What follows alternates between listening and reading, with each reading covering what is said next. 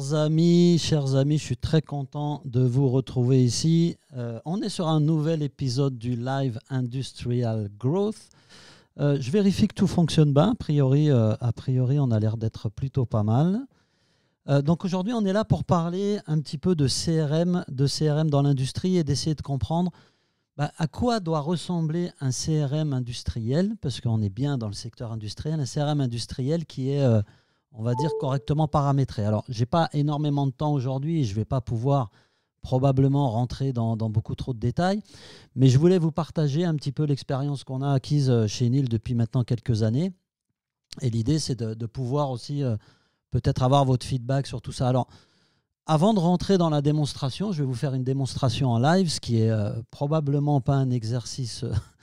c'est un exercice un peu acrobatique, mais je vais vous faire une démonstration en live, je vous promets. On va vous montrer l'outil, on va vous montrer à quoi ça peut ressembler quand c'est correctement paramétré et quand on a déployé un CRM. Mais avant ça, je voulais un petit peu vous partager quelques réflexions un petit peu sur, on va dire, sur... sur la situation dans l'industrie aujourd'hui, quoi. Donc l'idée, c'est plutôt, avant de rentrer dans cette démonstration, rappeler un petit peu le contexte industriel. Donc je vous ai préparé un petit visuel. Qu'est-ce que nous disent aujourd'hui nos clients industriels quand on commence à bosser avec eux? La première chose qu'ils vont nous dire, c'est que les coûts augmentent. On doit aller chercher beaucoup plus de croissance avec des coûts de plus en plus élevés. Et ça veut dire qu'on limite les marges. Donc on a besoin de naviguer dans un contexte où les coûts augmentent, où la croissance est plus compliquée à aller chercher, ce qui va obligatoirement générer probablement un peu moins de marge. Donc on navigue dans ce contexte-là. On navigue dans un contexte qui est de plus en plus concurrentiel. On a maintenant tout un tas de pays dans le monde qui peuvent faire concurrence à ce que vous êtes capable de faire en tant qu'industriel. Le temps béni, vous étiez le seul à avoir peut-être... la capacité de produire tel ou tel produit ou de faire telle ou telle chose, il tend à disparaître, quoi. Et aujourd'hui, on voit arriver sur le marché tout un tas de concurrences de tout un tas de pays du monde. En tout cas, c'est ce que j'entends de mes principaux clients et de mes principaux prospects aujourd'hui avec qui je discute. Et puis, dans tout ça, on a aussi une évolution assez importante de l'expérience client. En tout cas, ou plutôt des attentes clients. L'expérience qu'attendent vos clients aujourd'hui, c'est plus tout à fait la même que ce qu'on attendait il y a une dizaine, une quinzaine, une vingtaine d'années. J'ai envie de dire que le Covid a été probablement un des grands marqueurs, un des grands déclencheurs de ces bouleversements. Mais les attentes de vos clients ont considérablement évolué. On a digitalisé un certain nombre de choses et on se rend compte qu'aujourd'hui, un client, il n'attend pas que le commercial vienne le voir sagement quand il fait sa tournée annuelle, et il va avoir un certain nombre d'exigences en termes de réactivité, de qualité du service qui est fourni et pas uniquement autour du produit. Bref, avoir un produit qui est un bon produit ne suffit plus, mais ça, vous le savez, si vous m'écoutez régulièrement, vous savez que c'est quelque chose sur lequel je reviens très très souvent. Donc, quand on n'arrive pas à gérer ces nouvelles attentes clientes, qu'est-ce qu'on constate? C'est une augmentation de l'attrition. C'est quoi l'attrition? C'est la perte du portefeuille client. Et ça, c'est un vrai problème quand on est dans le secteur indus, parce qu'on n'est pas dans des domaines où on a des nouveaux clients toutes les semaines. Et ça veut dire que, ça dépend de votre business model évidemment, mais très souvent quand même, on est sur des modèles où on travaille sur une base de clientes existante. On est dans des boîtes qui ont 60 ans, 50 ans, 80 ans, parfois plus de 100 ans. Et la base client, c'est un petit peu là-dessus qu'on fait le business. Et on constate de l'attrition si on n'arrive pas à maintenir un certain niveau d'expérience et qu'on n'arrive pas à répondre aux exigences des clients. Et cette attrition, elle conduit à une perte ou à des manques d'opportunités. Peut-être que votre revenu ne baisse pas, mais vous allez constater qu'on passe à côté d'un certain nombre d'opportunités. Combien de fois j'ai entendu des clients ou des prospects me dire « tel client est allé chercher tel service ailleurs parce qu'il ne savait pas qu'on faisait telle chose ». Par exemple, vous êtes plasturgiste, vous faites de l'injection et du thermoformage et le client ne savait pas que vous faisiez aussi du thermoformage et il est allé chercher un thermoformeur ailleurs.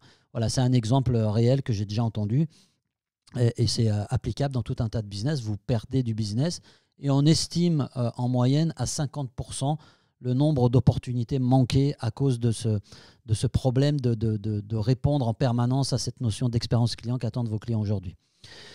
La raison pour laquelle on se parle aujourd'hui, c'est aussi de vous dire que c'est pas une solution, c'est pas une situation qu'on peut pas résoudre aujourd'hui. Et on voit des boîtes qui arrivent à sortir leur carte du jeu, je ne sais plus comment on dit, mais qui arrivent à leur épingle du jeu, pardon. Et on constate qu'il y a des boîtes qui arrivent à faire x3 en croissance ou x3 en revenus en gérant finalement un contexte qui est le même. C'est des boîtes qui arrivent à manager ces nouvelles exigences des clients, qui arrivent à gérer la concurrence et qui arrivent à jongler avec les coûts et qui sont dans un contexte très similaire au vôtre. Et ces clients-là, ce qu'on a observé, ces boîtes-là, ces boîtes industrielles qui arrivent à faire ça, ce sont très souvent des boîtes qui ont réussi à résoudre, on va dire, 3 principales frictions que rencontrent aujourd'hui des entreprises en croissance ou des entreprises qui ont besoin d'aller chercher de la croissance. La première de cette friction, la première des frictions, c'est le manque de visibilité. C'est la plus simple à comprendre. On n'a pas assez de visibilité sur le business. Et ce manque de visibilité, il est souvent dû au fait que la data est complètement éclatée. Vous avez un ERP, vous avez un CRM agonisant ou pas de CRM, vous avez des feuilles Excel, vous avez des boîtes Outlook, et la data qui nous sert à mesurer ou à accélérer le business, elle est complètement disséminée, elle est complètement éclatée un peu partout, dans la tête des commerciaux, dans la tête des ADV, dans la tête du boss, dans les boîtes mail, etc. Et on n'a pas cette visibilité qui nous permet d'éviter cette attrition dont je parlais tout à l'heure. La deuxième friction, c'est une friction liée à la vitesse. Quand vous n'avez pas de visibilité, quand vous êtes dans une situation où le contexte se tend, on constate qu'on met beaucoup plus de temps à mettre sur le marché des nouveaux produits, on met plus de temps à monter des campagnes marketing ou commerciales, et on a une espèce de frein qui va nous empêcher d'aller vite. Et on constate qu'aujourd'hui, par exemple, certaines équipes marketing vont mettre des mois à lancer une campagne, là où il faudrait plutôt mettre des jours ou des semaines à minima. Et la troisième friction, qui est une friction très importante, c'est l'adoption. Gartner estime que 50% des utilisateurs n'utilisent pas le CRM qu'il leur a mis entre les mains. C'est énorme, ça veut dire que en gros, vous mettez de l'argent sur un CRM et vous avez la moitié des utilisateurs qui ne vont pas l'utiliser. Ça, c'est une stat de Gartner, mais je pense que vous pouvez la confirmer si vous avez un CRM qui n'est pas suffisamment utilisé. C'est parfois même plus de 50%. Et ça, c'est un vrai problème parce que ce manque d'adoption, il va faire en sorte que la data soit de moins en moins de bonne qualité. Donc, il va amplifier le problème de la visibilité, le problème de la data. Et donc, du coup, il va amplifier aussi le problème du lancement des campagnes marketing et commerciales.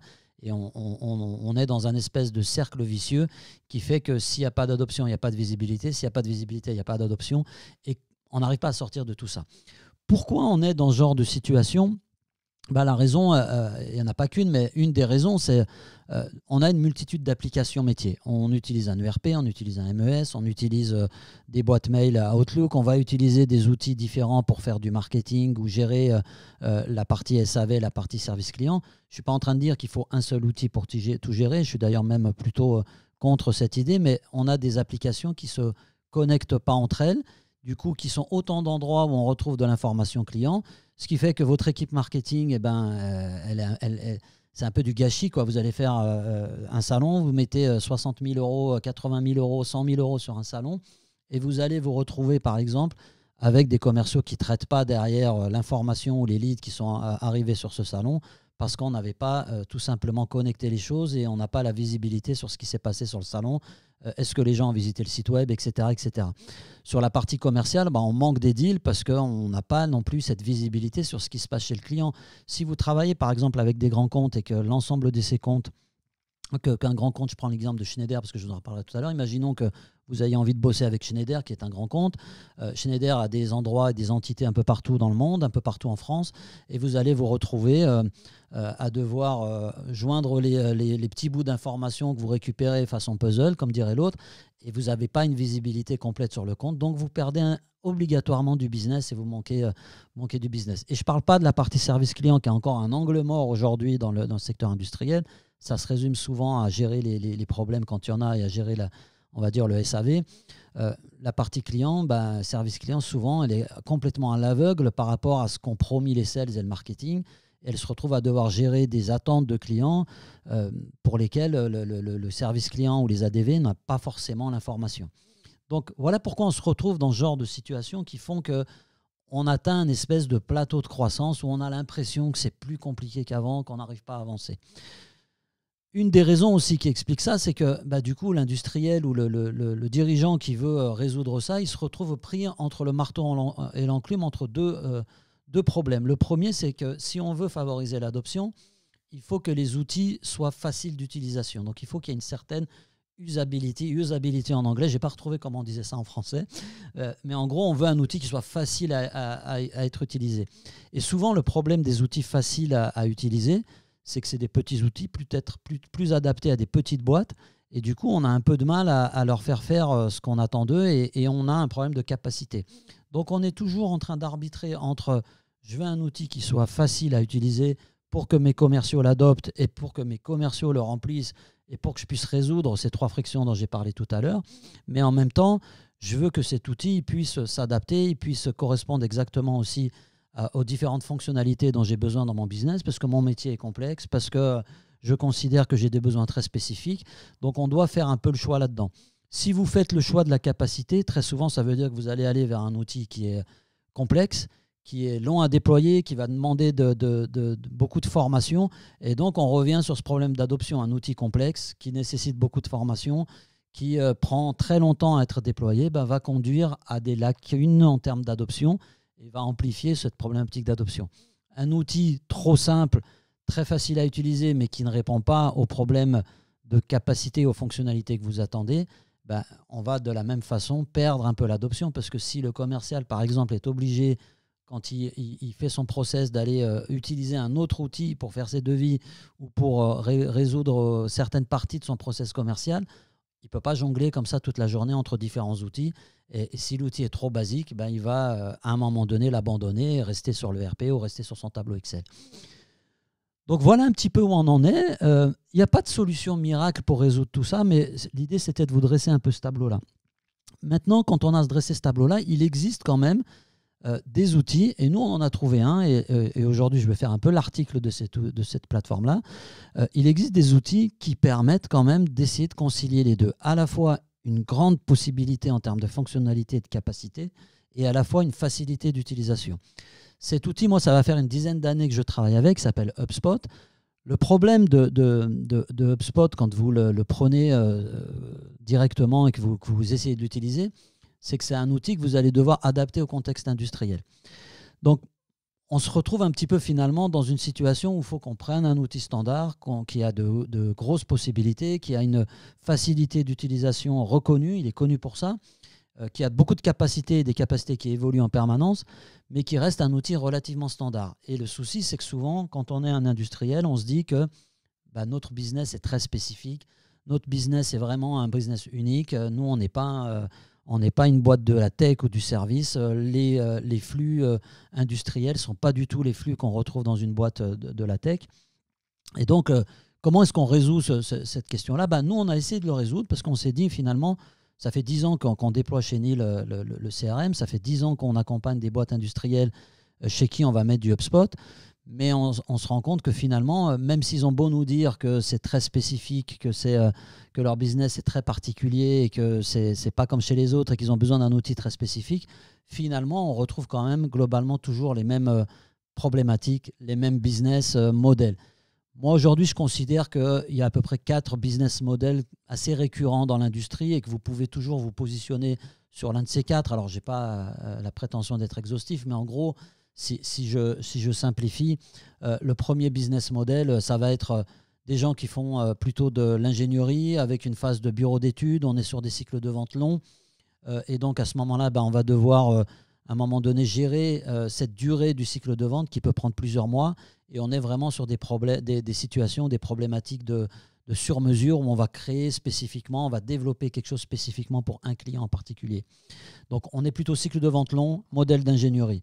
Le deuxième modèle qu'on va retrouver assez fréquemment, c'est des modèles un peu de fabricants, typiquement dans l'agro ou dans le packaging, où on va avoir un certain nombre de clients. On n'a pas forcément beaucoup de nouveaux clients tout le temps, mais ces clients-là vont s'engager avec nous sur une volumétrie pour laquelle ils vont commander toute l'année. Les commandes passent en direct sans que les commerciaux forcément soient toujours impliqués. Et le rôle du commercial, c'est plutôt de s'assurer que le contrat initial ou que la demande initiale va bien atteindre le niveau qu'on attend sur l'année. Et donc, on est dans des sujets de réassort, de suivi de compte, de management de compte, pas forcément de prospection, etc. Le troisième modèle, c'est des modèles mix ou uniquement distribution ou mix distribution et vente directe, avec très souvent plutôt des produits sur étagère. On a un catalogue produit, et là, on a une complexité qui est plutôt liée aux grilles tarifaires, aux remises, à la façon dont on va pricer les différents produits et les différents services. et probablement aussi à la gestion des distributeurs ou des revendeurs ou des agents. Donc voilà, vous avez à peu près 3 à 4 modèles de ce type, et le quatrième, c'est souvent des modèles un petit peu hybrides qui peuvent prendre des briques, un petit peu de tout ça. Si vous vous reconnaissez dans un de ces 3 ou 4 modèles que je viens de citer, probablement que le développement qu'on a mis en place, qui est en gros une solution HubSpot sur laquelle on a rajouté un modèle de données, va vous permettre probablement de déployer le CRM plus vite. Je rentre un peu dans la démo et je vais vous parler un peu du Manufacturing Hub. Donc c'était un petit peu l'idée un peu du live d'aujourd'hui. Nous, ça fait 10 ans qu'on travaille avec des industriels et honnêtement, vraiment, je constate que c'est un peu toujours la même chose quand même, qu'on arrive à classer nos clients dans ces catégories-là. Et à partir de là, finalement, le modèle de données autour du CRM, la façon dont le CRM va être utilisé par les équipes commerciales, on peut quasiment le standardiser. Moi, je veux faire ça. Pourquoi ? Pour aller plus vite, en fait, pour avoir quelque chose de facile à utiliser, d'être très rapide dans le déploiement et dans la manière dont on va utiliser cet outil, et surtout qui répondent à la promesse d'unifier un petit peu, de standardiser, d'avoir une vue globale, une vue 360 sur ce qui se passe chez nos clients. Donc, on a utilisé notre savoir là, depuis ces 10 dernières années, notre expérience, pour se dire finalement, les gens qui sont dans la distri ou les gens qui sont dans l'ingénierie, c'est un peu toujours la même chose, et on arrive à se dire qu'il y a à peu près 80% du process, du modèle de données, des besoins de cette entreprise qui est commun à toutes les entreprises qui ont un business model type ingénierie. Et c'est pareil pour les gens qui font de la distri ou les gens qui font d'autres types de business. Donc on a essayé de packager ça avec pour objectif d'aller plus vite et de vous dire c'est pas la peine de passer 10 plombes à faire un cahier des charges.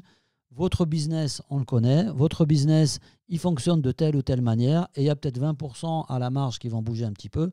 Mais à partir de là, nous, on est capable vraiment en 6 à 8 semaines maximum de vous déployer un outil CRM. Alors, si votre boîte, c'est 3000 personnes et que vous avez 250 commerciaux, ça prendra probablement un peu plus de temps. Mais si vous êtes une PME, ETI industrielle et que vous êtes dans une de ces catégories-là, honnêtement, on arrive à vous amener un business model qui va vous permettre de gagner, en tout cas d'appliquer votre business model directement dans le CRM et de gagner beaucoup de temps dans le déploiement. Donc, je vais vous montrer rapidement à quoi ça ressemble. Typiquement, prenons déjà la manière dont on va souvent fonctionner. On va avoir besoin d'avoir une vue d'ensemble sur les entreprises de son portefeuille. Donc là, j'ai une première vue qui est une vue entreprise. Je vais pouvoir directement dans le CRM aller filtrer toutes ces entreprises-là et je n'ai pas besoin de faire une formation en code ou en langage de programmation pour être capable de faire. Donc, je peux tout à fait aller chercher ici les entreprises qui m'intéressent le plus. Je vais pouvoir réorganiser les colonnes de ma vue et je vais pouvoir enregistrer ce genre de vue que vous avez ici, une vue sous forme de tableau. Voilà, si je ne veux pas le numéro de téléphone, mais je vais plutôt voir le secteur d'activité. Alors, je suis sur un espace de démo. Je n'ai pas rempli toutes les cases parce qu'on est sur un espace de démo, mais typiquement, je vais pouvoir aussi modifier directement tout ça et organiser un peu ma prospection. Donc, ça veut dire, par exemple, ici, que je vais pouvoir aller sélectionner des entreprises, leur attribuer des tâches, remplir automatiquement, enrichir grâce à Breeze dans HubSpot la donnée qui me manque sur ces entreprises-là. Probablement qu'on peut aussi connecter, si vous en avez besoin, ce Manufacturing Hub, ce HubSpot avec des outils d'enrichissement de données. On l'a fait avec Papers, avec Société Info, avec Corporama ou ce genre de système. Et on va aller enrichir ça et on va pouvoir avoir une base de travail relativement clean. Et vous pouvez créer comme ça des vues, si je veux voir uniquement mes distributeurs, si je veux voir que les comptes du secteur de la construction, etc. Donc vous pouvez complètement personnaliser la vue que vous avez sur les comptes pour lesquels vous êtes propriétaire directement. Si je rentre dans une fiche client, donc ça ressemble un peu à ça. Et là aussi, on va pouvoir complètement la paramétrer. C'est les 20% qu'on va adapter en fonction de votre business. Sur la gauche, vous allez retrouver tout un tas d'informations. Et en général, on va retrouver aussi ici des informations qui peuvent potentiellement provenir de l'ERP. Si on a connecté votre ERP de manière à pouvoir présenter au commercial la fameuse vue unifiée, en gros, par exemple, le volume de commandes qui ont été passées, par exemple, le type de produits qui ont été achetés. Tout ça, c'est des informations que je peux paramétrer ici et que je vais pouvoir faire remonter.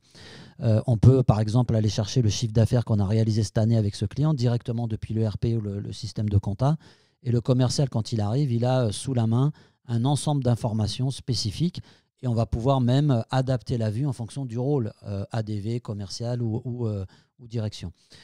Au milieu, je vais retrouver le fil d'Ariane ou le fil d'actualité. C'est-à-dire que je vais avoir un ensemble d'activités. Je peux déjà organiser les choses pour avoir une vue d'ensemble du compte. Donc là, on vous a mis quelques exemples de blocs qu'on peut avoir dans la vue d'ensemble, de cartes. Donc par exemple, ici, je vois les derniers emails, je vois les notes qu'a pu prendre ma collègue Marik. Je peux voir par exemple des distributeurs ou des sous-traitants associés. Si je suis dans un business model de réassort, je peux voir que j'ai planifié 400 000 ou un peu plus de 400 000 euros annuels avec ce contrat. Schneider, on avait prévu de faire 430 000 avec lui cette année en termes de chiffre d'affaires. Pour l'instant, on est au mois de juillet. Il n'a commandé que 39 000 ou que 59 000 euros. Il me reste 392 000 euros à vendre. Voilà, ce type de graphique, ce type de présentation peuvent être complètement paramétrés. Et là, c'est de l'info typiquement qu'on va chercher directement dans le RP pour pouvoir l'avoir sous la vue. On peut dispatcher cette entité par les différentes entités qu'on a chez Schneider. Par exemple, c'est 59 000. Je peux les répartir entre les différentes usines ou les différents sites de production de Schneider et avoir la vue sur quel est le site de production qui m'a acheté. Comment j'ai vendu, est-ce que c'est de la vente directe qui est passée par les ADV, est-ce que je suis passé par un distributeur, etc. etc. Première vue qu'on peut avoir, tout ça on peut le paramétrer. On peut aller chercher de l'intelligence. Là, c'est Breeze dans HubSpot. Donc, c'est une fonctionnalité qui enrichit la data. Ça, c'est de la data qui vient de l'IA et qui permet d'enrichir un petit peu la fiche client pour garder un petit peu à jour sa fiche. Donc, là, c'est un système de crédit que vous achetez. Et puis, comme je vous le disais tout à l'heure, on a l'ensemble de l'activité. Je vais pouvoir prendre des notes. Je vais pouvoir rentrer dans de la collaboration avec mes collègues. Par exemple, j'envoie un message à ma collègue Camille pour lui dire de prendre une action sur cette fiche-là ou je lui partage une information que je viens d'avoir. Je vais pouvoir connecter ma téléphonie à tout ça ou appeler directement depuis HubSpot et consigner l'ensemble des appels. Et surtout, on va pouvoir avoir l'ensemble des emails, des boîtes mail des collaborateurs connectés au CRM, ce qui fait que quand un collaborateur envoie un email à quelqu'un de chez Schneider, on va pouvoir consigner l'email soit sur la fiche de Schneider, soit sur la fiche du salarié de Schneider à qui on a envoyé l'email. Donc là, je commence à avoir une vue 360 parce que j'ai sous les yeux l'ensemble de l'activité. À droite, on va retrouver ce qu'on appelle des cartes d'association. Donc j'ai pour Schneider l'ensemble des contacts associés. Je vais pouvoir aussi voir l'ensemble des deals en cours, des transactions en cours, donc des commandes ou des devis que j'ai pu ouvrir avec ce client. Et je vois que là, il y en a un certain nombre. Je peux voir le statut, je vais pouvoir mettre de la couleur dans tout ça si j'ai envie que ça soit un peu plus animé. Je peux voir des entreprises associées, par exemple des filiales ou des sous-traitants de Schneider, peut-être avec qui je travaille, parce que imaginons que Schneider ne soit pas mon client direct, mais que je vende à un sous-traitant de Schneider, je peux très bien avoir la liste des sous-traitants associés avec qui je travaille.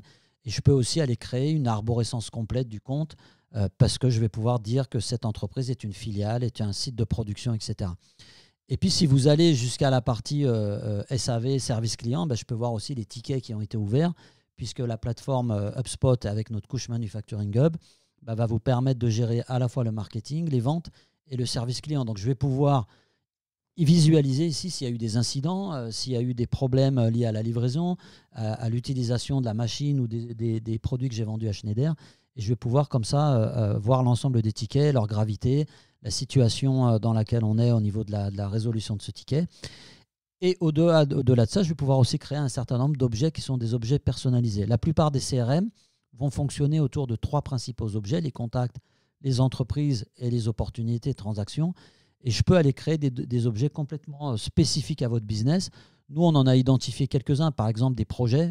Imaginons que vous travaillez avec un client et que vous avez un projet R&D. Avant même de lui vendre de la grande série ou de la moyenne série, vous avez une phase de développement qui va durer 1 an, 2 ans, peut-être 5 ans.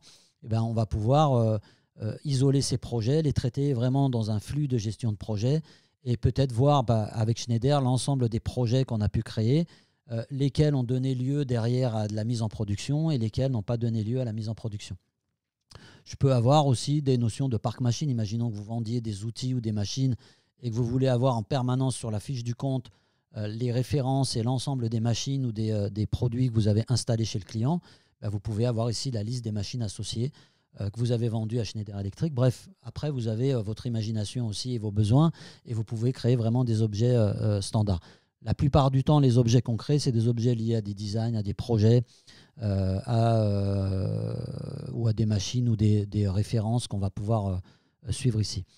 Je peux organiser mes tournées, je vais pouvoir localiser l'entreprise sur une petite carte et je vais pouvoir derrière organiser ma tournée Notamment, par exemple, si je veux me faire l'ensemble des sites Schneider dans le 33 et dans le 86, je peux tout à fait aller chercher dans le CRM les filiales de Schneider, les mettre sur une tournée. Je vous montre ça en 2 secondes, hein, je ne vais pas rentrer dans le détail, mais je vais pouvoir organiser ma tournée et géographiquement optimiser mon déplacement. Et le commercial, il peut préparer comme ça sa démarche.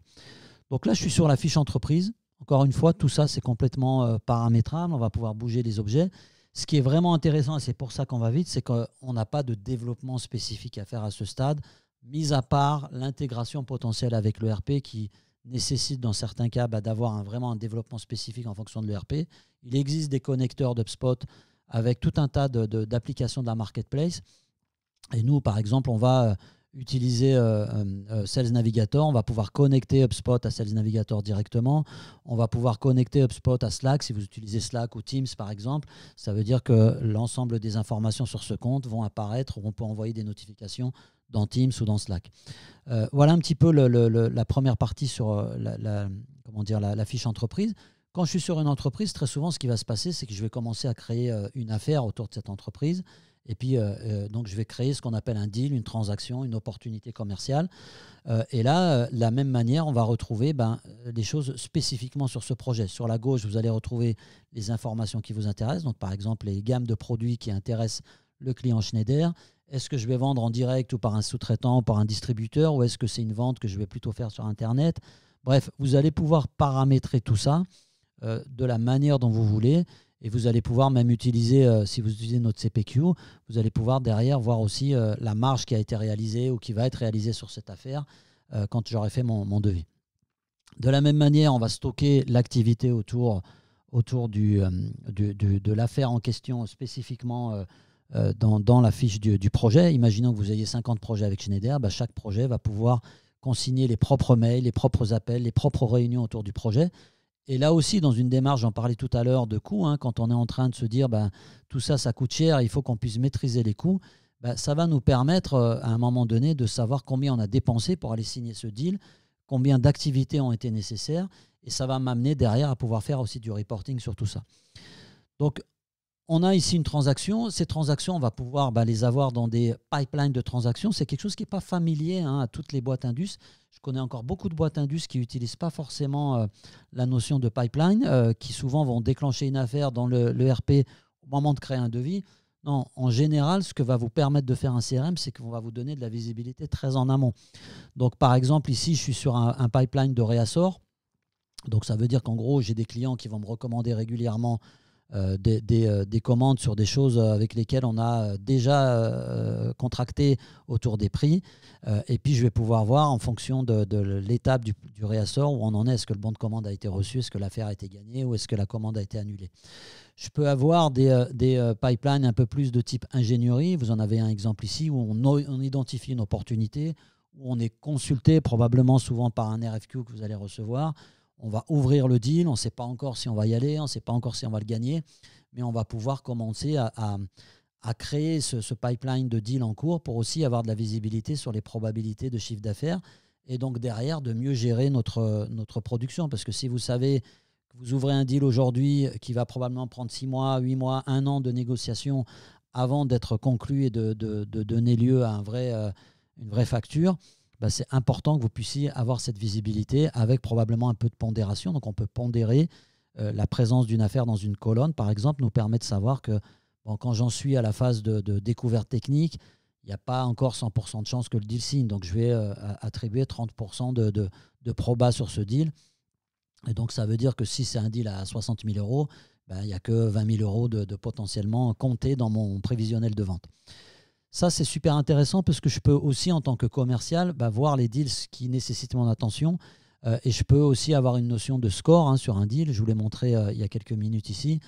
Quand je suis sur une affaire, je vais pouvoir tout à fait avoir la notion de score qu'on va pouvoir créer complètement dans la fiche. Et le score va être calculé, par exemple, par rapport à l'activité autour du deal. Quand une affaire avance, je peux la faire passer d'une colonne à une autre. Et ce qui va être intéressant, c'est que je peux aussi créer tout un tas d'automatisation. Imaginons que le contrat soit signé.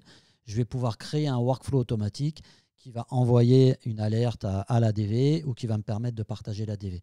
Encore une fois, ce qui est important, c'est que quel que soit le profil de la personne qui va se connecter au CRM, qui va se connecter au Manufacturing Hub, eh ben, on va avoir une vue 360 sur le compte. Je sais que Jean-Pierre a parlé avec le client. Je sais où en sont les derniers échanges d'emails avec ce projet. Autant au niveau de la direction qu'au niveau du service client, je vais pouvoir aussi retracer l'historique et je vais pouvoir aussi utiliser des fonctionnalités d'IA, puisqu'aujourd'hui, HubSpot intègre massivement l'IA dans son CRM. Et typiquement, ce qui va se passer, c'est que je vais pouvoir tout à fait, à un moment donné, questionner le CRM et lui demander de m'extraire de la donnée. Quand on a nos jolis pipelines, donc là j'en ai fait un en vente directe, je peux vous en montrer un sur de la gestion de distributeurs par exemple, vente directe ou sous-traitant ou distributeur, et on va pouvoir derrière faire toutes les stats. Imaginons que vous vendiez à des quincailleries et que vous vendiez aussi en distribution ou en vente directe à des clients, je vais pouvoir complètement à un moment donné faire mes statistiques et voir quels sont les deals qu'on a gagnés en distribution, quels sont les distributeurs qui me rapportent le plus de business ou quels sont ceux que j'ai besoin d'aller aider. Quels sont les sous-traitants avec qui je travaille d'habitude et avec qui je fais de la marge, etc., etc. Donc, on pilote l'ensemble de l'activité commerciale ici et on va pouvoir, en tant que commercial, là je m'intéresse vraiment au commercial, avoir aussi une vue personnelle de son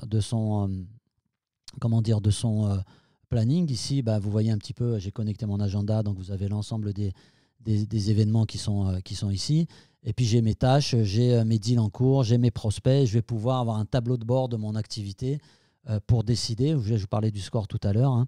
Je vais pouvoir prioriser, par exemple, mes actions commerciales de la semaine en fonction on va dire, du score ou de la probabilité de closing du deal. Et clairement, un deal qui n'a pas bougé depuis des mois et qui n'avance pas, je ne vais peut-être pas mettre mes efforts cette semaine dessus, mais je vais peut-être me concentrer sur finaliser la commande Foussy à Poitiers, puisqu'il y a un score élevé et que ici, il me propose de suivre un peu tout ça, quoi. Voilà un petit peu ce que je voulais vous montrer. La dernière chose qui est importante, une fois qu'on a tout ça dans le CRM et qu'on a encore une fois toute cette donnée unifiée et qui a été complétée parce qu'on a réussi à embarquer les commerciaux là-dedans et que cette donnée est unifiée, on peut commencer à faire aussi un reporting qui est intéressant.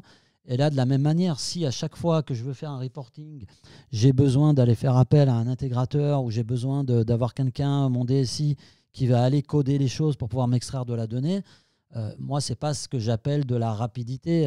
On n'est pas en train de gagner du temps et ce n'est pas suffisamment rapide.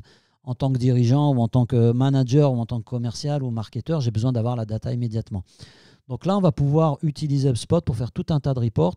C'est simple. Si la data est correctement rangée dans HubSpot, et elle le sera parce qu'on va automatiser un certain nombre de choses, vous pouvez utiliser cette donnée pour faire des tableaux croisés, pour faire des graphes, pour extraire la donnée et la traiter de la manière dont vous avez envie. Ça peut être pour faire des rapports sur la qualité de la donnée. Tiens, je vais faire un tableau de bord sur la qualité de remplissage de mon CRM, par exemple. Ça, vous pouvez le sortir. Ou tout simplement sur les résultats commerciaux. Là, je prends l'exemple du réassort et des pipelines que je vous ai montré tout à l'heure. Donc, c'est un peu des tableaux de bord fictifs, mais vous allez pouvoir aussi voir la performance de vos équipes commerciales ou de vos commerciaux, voir un petit peu où on en est entre ce qui était planifié en termes de réassort, de forecast, et de production par rapport à ce qui a été vendu. On va pouvoir identifier où en sont les différents commerciaux, voir un peu le stade R&D, voilà où on en est dans un pipeline de R&D en termes de prévisionnel de vente. Et je vais pouvoir comme ça gérer les activités commerciales également. Si les emails sont connectés, les boîtes mails sont connectées à HubSpot et au Manufacturing Hub, vous allez pouvoir tout de suite voir un peu qui bosse et qui bosse pas. Donc je rigole un peu, c'est pas le but, mais on va pouvoir tout de suite voir aussi quelle est l'activité commerciale qui me permet de créer du pipe et qui me permet d'assurer l'atteinte des objectifs que j'ai. Clairement, si vous vous rendez compte au bout de quelques mois, en ayant ces statistiques, qu'il faut 140 appels pour pouvoir caler un rendez-vous, ça va être un des objectifs que vous allez pouvoir donner à vos commerciaux, quoi. Donc voilà, on peut aller très loin. Encore une fois, ajouter un rapport, c'est très facile. HubSpot va avec une petite formation très rapide, vous êtes en mesure d'aller créer vous-même vos rapports sur toutes les données qu'il y a dans le CRM. Tout à l'heure, je vous parlais de Park Machine parce qu'on a créé un objet de Park Machine. Je vais pouvoir aller faire un reporting complet sur les propriétés de la machine, à qui elle a été vendue, les numéros de série, le montant, etc. Et je peux tout à fait avoir un tableau de bord de suivi de mon Park Machine ou de suivi du Park Machine que j'ai installé chez mes clients. Chers amis, voilà, j'ai fait un peu le tour, on va dire, pour cette présentation. Est-ce que, si vous avez des questions, parce que c'est difficile sur LinkedIn de pouvoir répondre à toutes les questions, parce que j'ai toujours un temps de décalage. Si vous voulez une démo personnalisée, si vous voulez qu'on vous montre ça en détail, qu'on vienne discuter un petit peu de à quoi ça peut ressembler dans votre contexte, n'hésitez pas à m'appeler. Vous me contactez sur LinkedIn, vous me passez un petit coup de fil. Mon numéro doit être facilement trouvable sur notre site internet agencenil.com. L'idée, encore une fois, c'est d'avoir essayé de ramener un petit peu toutes les problématiques qu'on observe au niveau de l'industrie dans un seul outil. Ah si, pardon, il y a une chose que j'ai oublié de vous montrer, je ne suis pas très organisé aujourd'hui. Une chose que j'ai oublié de vous montrer, c'est la partie prix, mais ça je ferai la partie CPQ, mais ça je ferai probablement un petit event que sur ce sujet. On va pouvoir gérer évidemment les données, les prix ou les chiffrages un peu complexes, notamment avec un outil qui s'appelle un CPQ qu'on a intégré et qu'on a sélectionné pour vous.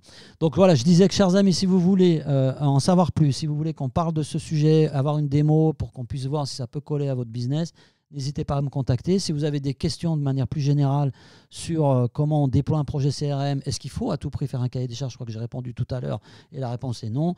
Est-ce que vous avez des exemples ou des use cases que vous aimeriez bien que je vous partage? N'hésitez pas à me contacter. Je vous remercie d'avoir été assidus sur cette session et on se dit à très bientôt pour un prochain live et un prochain épisode d'Industrial Growth. On va mettre aussi quelques ressources en téléchargement que vous aurez si vous avez été inscrit à cet événement, que vous recevrez dans votre boîte LinkedIn. N'hésitez pas à me faire savoir si vous avez besoin de quoi que ce soit. Salut à tous!